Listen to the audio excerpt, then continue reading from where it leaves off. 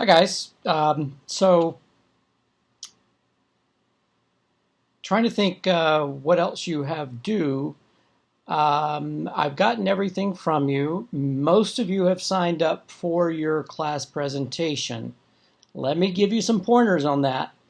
I think I did this in a previous lecture, but let me go ahead and clarify this. Don't overthink this, okay?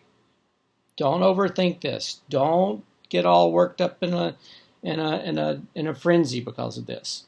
What I'm asking you to do is make a few notes for yourself about your final paper. What interests you about that topic? Why did you choose that topic?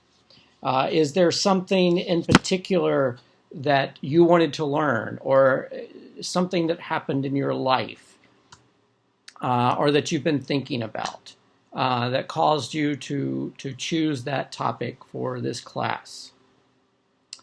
Then, after you kind of tell me about that, that'll take you about a minute, something like that. Then you take about 4 or 5 minutes and tell me what your research concluded, what you found as you've been writing about this.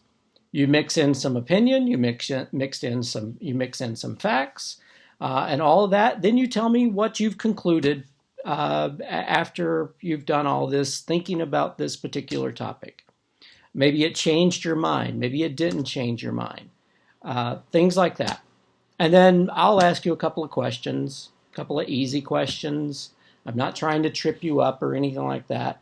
I'm not going to pull something out of left field that, you have no way of absolutely knowing or anything like that. Just a couple of simple questions. See how you filled them.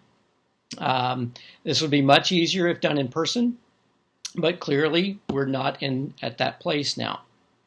And then the only other, so again, don't sweat this. It's not that difficult. And then the only other thing that's due for you is on the 28th is your final paper. So by the time you're doing your presentation, you should be in good shape for your final paper. If not, then you need to get on the stick. If you're needing extra time because you're having to work more or there's something else going on in this unusual time, reach out to me and let me know. That's the rule. I've actually built in some padding into this semester. The other thing that I will say, it was critical to get your papers, for me to have your papers early, because originally I was doing a marathon the end of April, then the day after classes were done with final exams, I was headed to Europe for a couple of weeks. That's not happening right now. I'm not telling you can dally or take your time. I'm saying if there is a critical need or you're just having some difficulty, reach out to me and let me know. I've built in, or I have some built-in padding now as far as allowance for some time if you're running behind or something like that. But the sooner you get things to me, the better it is for you and the easier it is for me to grade them and get my grades in on time. Your final papers, I went over this so many times in class, so let me just give you some broad strokes about this again. So ideally, your final paper is based on one of your reflection papers. Your reflection papers did not have to be researched.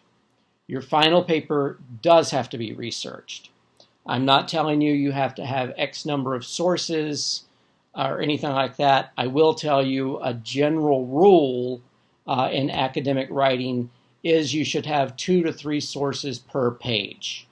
And I think you'll have to look back at your syllabus to be 100% certain, but I think it was 8 to 10 pages or 8 to 12 pages, something like that. In fact, I got the syllabus right here. Let me look just so I can be sure. Let's see.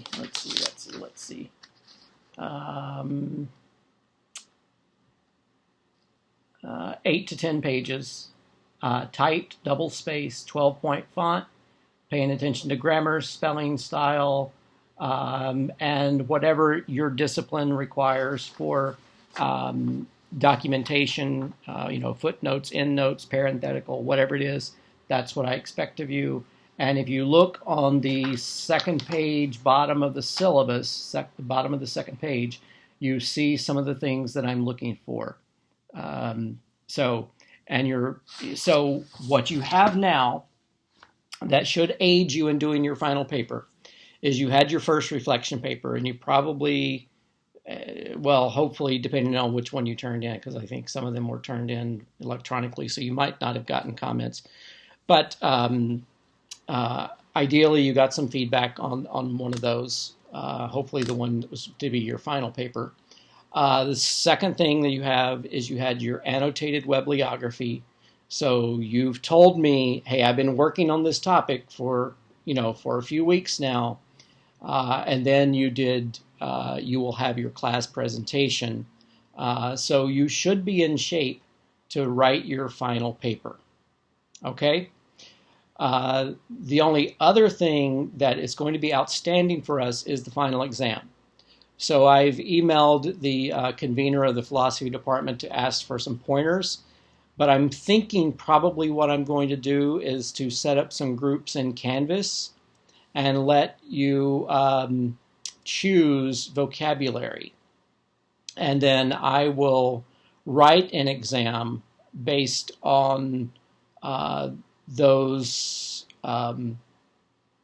vocabulary questions. The thing about it is, if I had known the semester was going to switch to virtual, the final exam would have taken a very different form. Since it's going to be like this, and probably my best option is a quiz exam via Canvas.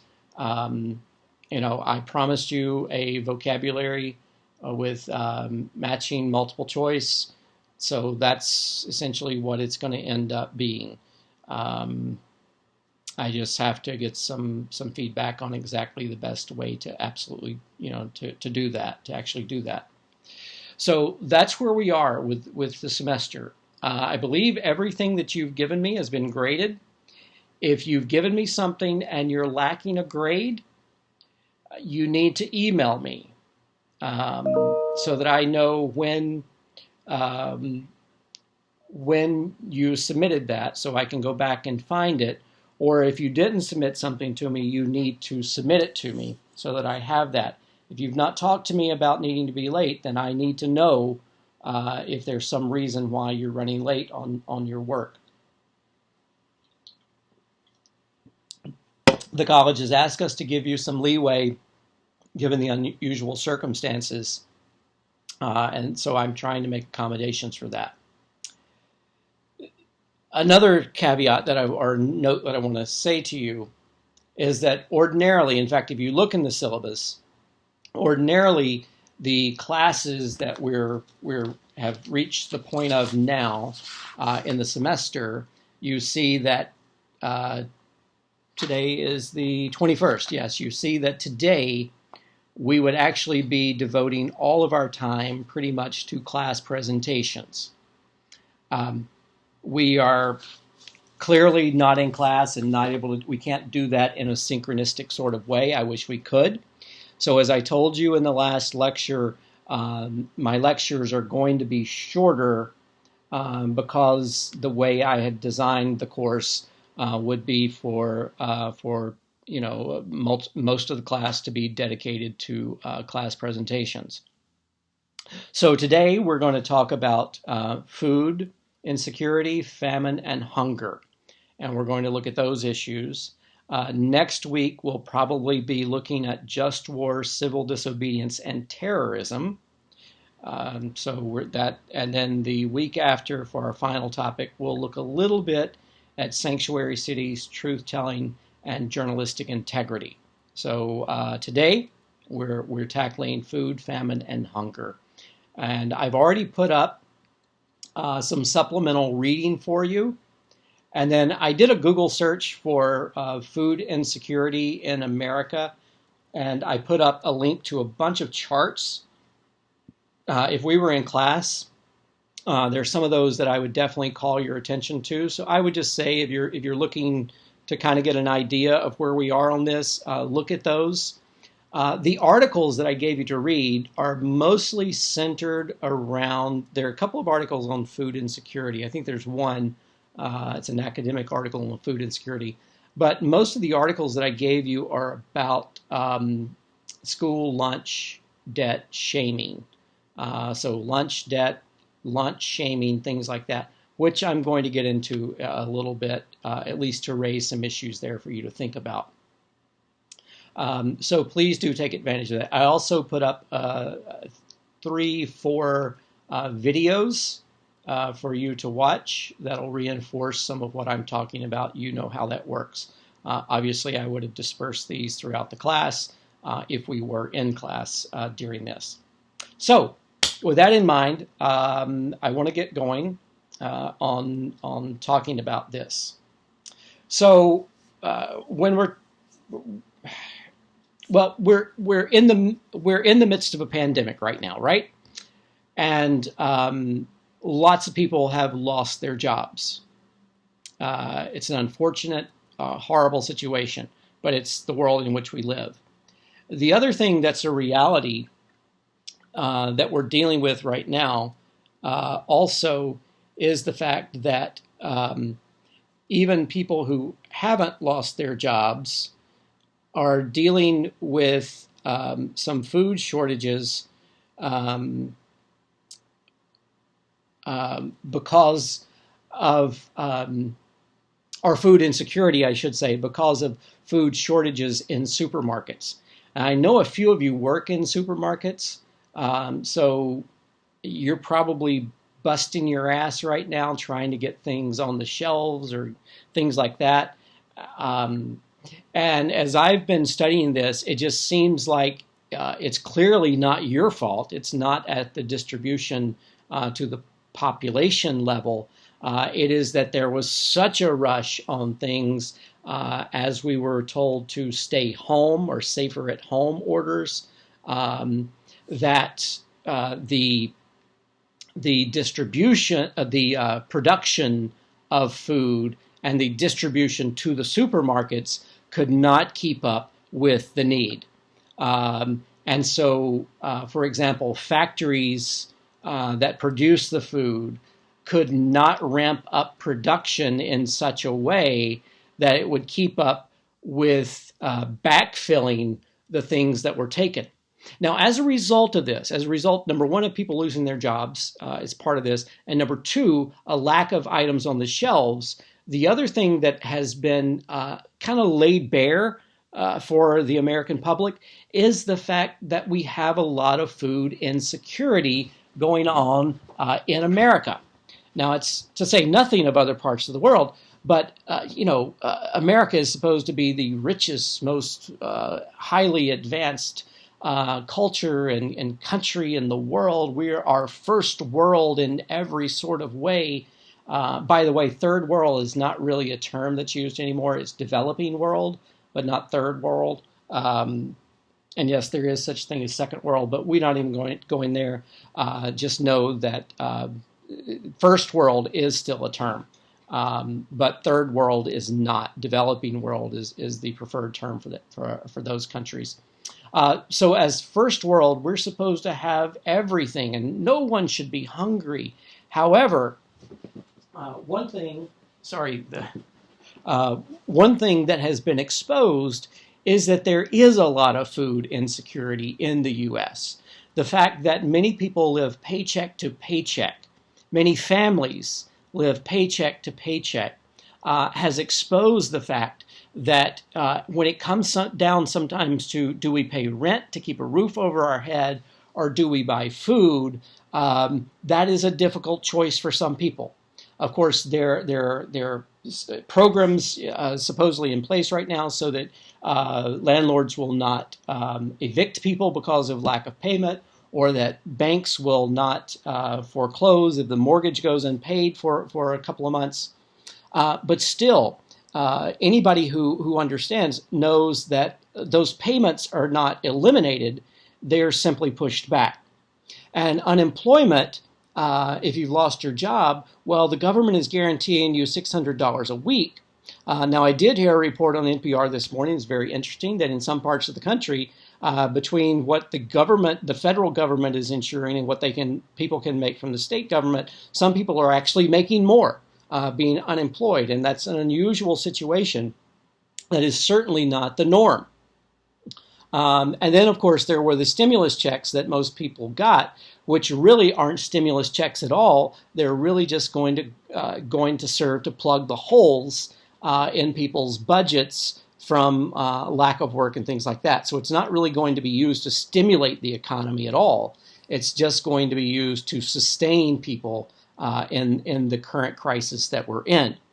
But now what we're seeing is that food pantries, places that provide supplemental food, are being stretched beyond their ordinary limits.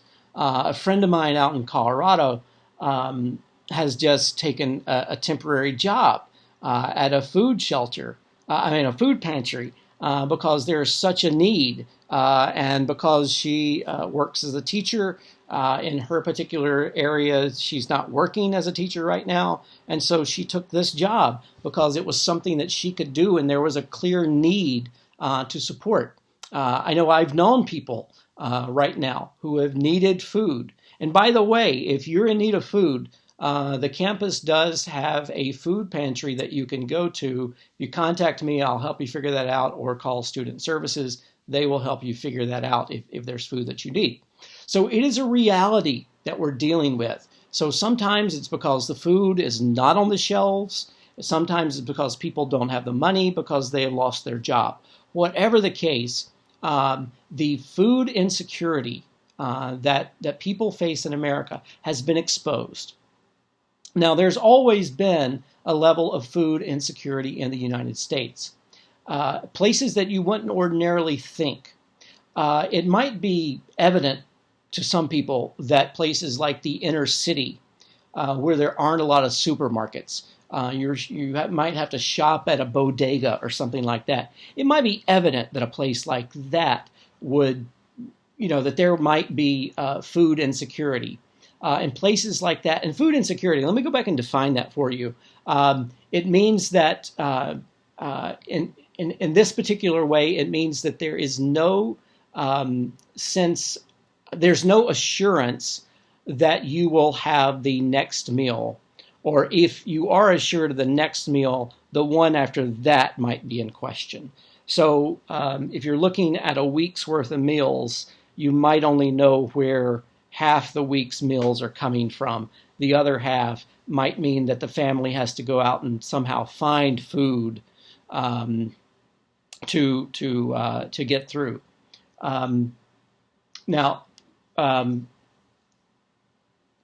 let me just say that having grown up in the Deep South, you've heard me talk about that lots of times. Both my parents worked. They had, for where we lived, they had decent jobs. We were never insecure, but we did not have a lot of money to spend on foods at supermarkets. We just didn't do that. So what we did do, however, was that we had a garden in the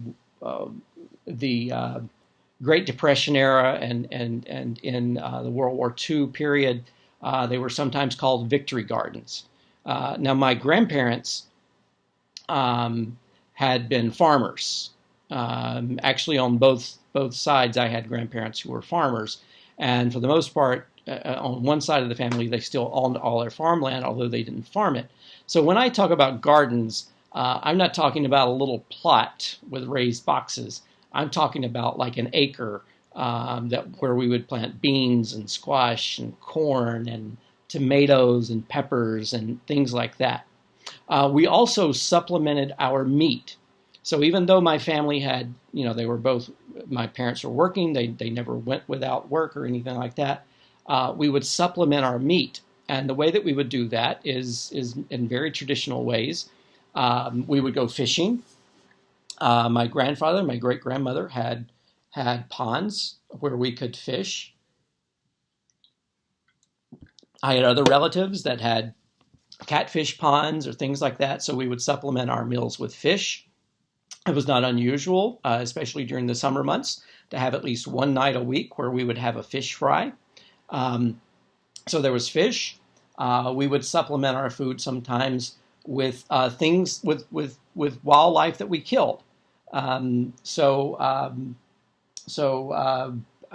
had rabbit lots of times. Love rabbit. In fact, anytime I can find rabbit on a menu at a restaurant today, I enjoy it. We would also have squirrel. Yeah, squirrel, like those little creatures crawling up and down the trees. It was not unusual to eat stewed squirrel or something along those lines. I did not eat them because I ate squirrel, but there was wild greens that my father would eat. My mother wouldn't allow me to eat them because if they were not cooked properly, they were poisonous. My great-grandmother was the only one who really knew how to cook them, and my father loved them, so my great-grandmother would cook them for him. But my mother would not allow me to eat them because she was afraid that if I ate them, I might be poisoned and die. And then, of course, as I've shared in class before, we sometimes raised our own food. So it was not unusual to kill a calf, to have beef, or to kill a hog, to have pork or something like that. My grandmother also, not my great-grandmother, my grandmother also would kill chickens. So that was how we supplemented our food. Well, clearly you can't do that in an urban setting. You can't very well do that in most places around here. So we would understand how in a place like this there might be a lack of some things for people. But there's also a great dearth of food in places like rural America, places where you wouldn't necessarily think of that. But people do not have the income, or they don't have the land or the resources in order to provide for themselves. And so all across America, there is a great deal of food insecurity. And of course, when that happens, let's be honest, food insecurity is often the result is often caused by a lack of resources, financial resources. You just don't have the money. That's essentially what we're talking about. And so one of the things that people will often do is they will depend upon inexpensive food sources to provide them the meals that they need. And so, as a result, people frequently eat unhealthy food because they don't have access to fresh fruits and vegetables and quality meats and things like that. Now, I don't have to tell you, hopefully you understand what that leads to. That leads to many, many health problems for people who don't have good quality food. That results in obesity, which can result in diabetes, hypertension, heart disease, and a host of other issues. Deep vein thrombosis, because once you become obese, you might not exercise as much as you should, and so you get clots, which can lead to strokes and other problems like that. So not having access to quality food, good food, can very often lead to some dire and deadly, as they would say, morbid health conditions that will ultimately lead to death. So we're not talking about famine. Here we're talking about a lack of good food or not knowing where your next meal is coming from. That's what we mean when we talk about food insecurity. So in that's what we're usually talking about when we're talking about issues of hunger today. I know I have worked in soup kitchens lots of times, and it is amazing to find. I've seen whole families come into soup kitchens I was on the board. I've worked with young people who go into the city to work with the homeless and feed them breakfast or feed them dinner late at night, things like that. And the stories that you understand or that you hear, so that you come to understand how people have arrived at a situation like that, is heartbreaking and very often surprising. It's just not something that we expect to see oftentimes. So that's food insecurity, or what we would call, ordinarily would call hunger. Then there are famines. Famines. Now, we think that famine. Obviously, most of you weren't around back in the 80s when there were extreme famines in parts of Africa, Ethiopia, and places like that. But most often we think of a famine as being caused by nature. There's a drought. The land is unworkable and there's a drought or whatever it is. But in truth, most famine is caused by unfair distribution of food, not a lack of food. So generally speaking, there is no lack of resources, food resources, when we talk about famine. Rather, there is a lack of access to those food resources that cause famine. And so some examples of that would be war. So if you look at places where there's been long-term or repeated war, I think about when I was in Sudan a decade ago, and this is before it became South Sudan. And I was there, and as refugees were coming back from Nigeria and places like that back into Sudan to try to find their homes, there was a lot of famine there. And it was because the UN and other agencies that were trying to get food to them, because of the war, the roads were impassable. Because there were still landmines in places, they could not get food to people. So it was not that there was a lack of food resources that caused the famine. It was that the resources could not reach the people who needed it most. And it had to be trucked across land, which was virtually impossible. I'm talking about ditches that had been caused by bomb blasts and other things like that would swallow a Jeep whole. Oh my God, you should ride across some of those, or shouldn't. That puts the roller coaster to shame. But that was a persistent, or that is a persistent problem, is war. Also, one of the things that happens during a war is enemies will steal food from one side or the other. So if there is a UN shipment of food or something like that, USAID food, that can be stolen by one's enemy to prevent that from going to the people intended, so that they would not have food. That is a very old tactic called siege warfare, where you cut a particular area off from their resources so that they can't get out and collect the food that they need. So war can be one of the problems with shipping, with siege and things like that. Famine can also be used as a political tool to try to subdue a population of people. So food could be available, but it could be that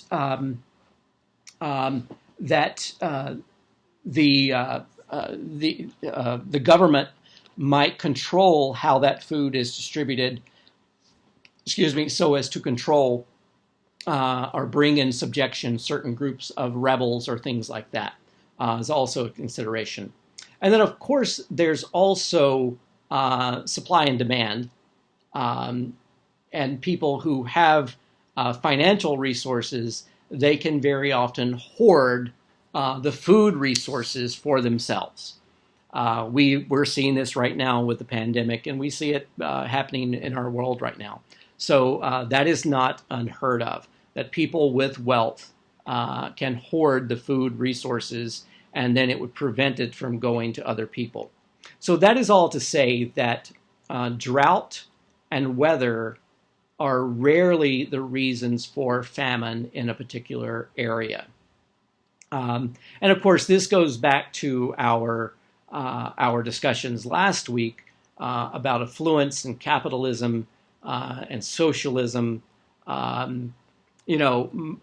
Here's one thing I would question. Now, you know what? I'll save that and put it on as a discussion question. The final thing I want to talk about when it comes to food insecurity, famine, and hunger, I want to just raise this issue quickly, and that is to do with lunch shaming or lunch debt. Another thing that's been revealed right now because of the current pandemic is that there are so many children in America who depend on their local public schools for their breakfast and lunch. And I know when I lived and worked in Pennsylvania, there was even a program. It was simple. It was called Food for Kids, and it was begun by a restaurant owner that he didn't like the idea, couldn't stand the idea that children might only have those 2 meals and might go home hungry. And so he developed a program and got support from the community called Food for Children or Food for Kids, and he would send meals home. So teachers would identify students that were at risk, and he would provide meals for them so that they could take the meals home. They had reusable containers, and so they would bring the containers back, and they would receive a meal for each night, or there would be multiple meals delivered, for example, on the weekends. But the fact that so many children have to depend upon their public school for their meals is shocking in a country that claims to be so wealthy and so good. What's even more surprising is the fact that children can be denied a lunch, in particular a hot lunch or a good lunch in school systems because their lunch account might be in arrears. I posted in the supplemental reading, and I hope you'll look at it, a story that for, I think it was like $9, a child was in arrears, child's lunch account was in arrears, that a child went without food at lunch because of that. There's another story I posted because I was familiar with it. I knew this. It's from Wyoming School District in Pennsylvania. It might be the last one under that lunch shaming that's listed there. There were some students who were going to be denied, or who were denied their lunches at school because of their lunch accounts being in arrears. A wealthy Good Samaritan from the Philadelphia area offered to pay the debt. It was something like, if you told all the debt of the children in that school district, it was something like $30,000. And a wealthy guy stepped forward anonymously and said, "Look, I don't think any kid should be denied their food." He grew up in that area and moved to Philadelphia, had done well for himself. And he said, "Look, I'll pay off the account. I'll pay off the lunch debts for everyone." And the school responded by saying, "No, it is the parents' responsibility." And the school district denied this Good Samaritan's gesture to pay the lunch accounts for these students. Now, the reason I'm so familiar with this is because I know the lawyer from that school district, and he's the one who advised the school district to refuse those payments. I know that lawyer because he was a lawyer working for me in a particular situation, not me personally, but the position where I was, and I had to fire him. And I knew that his other big account was this school district, and even though he lived in Florida, he would come back to handle the school district account. And he is the one who told them, advised them, counseled them to refuse payment from this anonymous donor. The school district knew who he was, but the public would not know. There was a huge outcry in that community, and they said, "How could you possibly do this? This donor wanted to pay off these school lunch debts, and so consequently, the school district fired this lawyer." And they apologized, and the apology is actually posted as a link in that story. I believe ultimately they accepted the anonymous donor's offer to pay for these school debts. This is a very real problem. Even if students are, sometimes if their lunch accounts, and you all probably know this far better than I could explain it, when someone's school account, lunch account might be in arrears. It could be because the family just doesn't have the money to do it. Sometimes it's because the family is absent-minded and they forget to pay it. And what often happens, and there are stories about this, you can research this, so I'm just going to, tell you about some of them. There have been incidents where the school lunch workers have taken the lunch that's provided for the student and dumped it. There are other occasions where once it's realized that the student's account is in arrears and there's nothing that the parents have done about it, they're given a cold lunch, like a cheese sandwich or something along those lines, rather than the lunch every other student has. And an occasion like that, that's what we're talking about, lunch shaming. When students are singled out because they do not have money to pay for their lunches. And you have to imagine that when you're talking about subsidized lunches, so lunch, these public lunches or lunches in public schools, they're already heavily subsidized by the USDA. And so for a child not to be able, or the parents not to be able to pay that, almost with certainty in almost every situation, that it's not because that's what they wanted to do. They didn't ignore it, almost certainly. Yes, sometimes absent-minded, but in most cases not. And as a result of that, these children are then shamed. Well, if you also, I'm just trying to remind you of some of this because this is stuff you probably know. Without a healthy breakfast, without a healthy lunch, studies have shown time and time again that students that don't have adequate nutrition, they perform poorly in school, that is, with regard to their grades. But there's also a correlation between students who do not have enough food or who are hungry in some way, are malnourished in some way, that they also perform poorly in school. They act badly. So very often students who are hungry, not only do they make poor grades, but they very often act out physically, disrupting class as a way of trying to get attention. And the child might not be able to articulate that they're hungry, or that they might know that they're malnourished, and that's why they're acting out. So, and of course, that, just as poor diet leads to its own problems of diabetes, obesity, high blood pressure, so on and so forth, malnutrition also leads to its own, has its own results as well. Consequences as well, and you can imagine and you know what those are as well as I could elucidate them or enumerate them right now. So these are the things that we think about from an ethical point of view.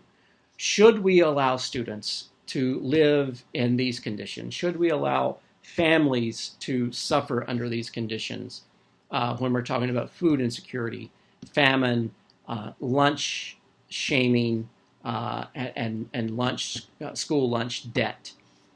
So these are just some things to think about. Guys, again, we would be doing presentations right now, but we're not in class. If you haven't signed up for a slot, you need to do that because I'm going through, I'm checking everybody's name off. I know I have, I think, all the slots for tomorrow, the 22nd filled, and I put up another group of slots for the 29th. Only after all those slots on the 29th are filled will I open up for more slots because I've got other classes that have to do things like that too. So be sure you've signed up for a presentation time. If you can't do it on a Wednesday in one of the times that I've allocated, let me know. Shoot me an email, and I'll try to find a time that works. The other thing I want to say is that everyone will receive, before it's time for you to do your presentation, you will receive a Zoom link from me. It's just easier for me to do it that way. All right, guys, thank you for paying attention today. Any questions, reach out to me. Have a good day, okay?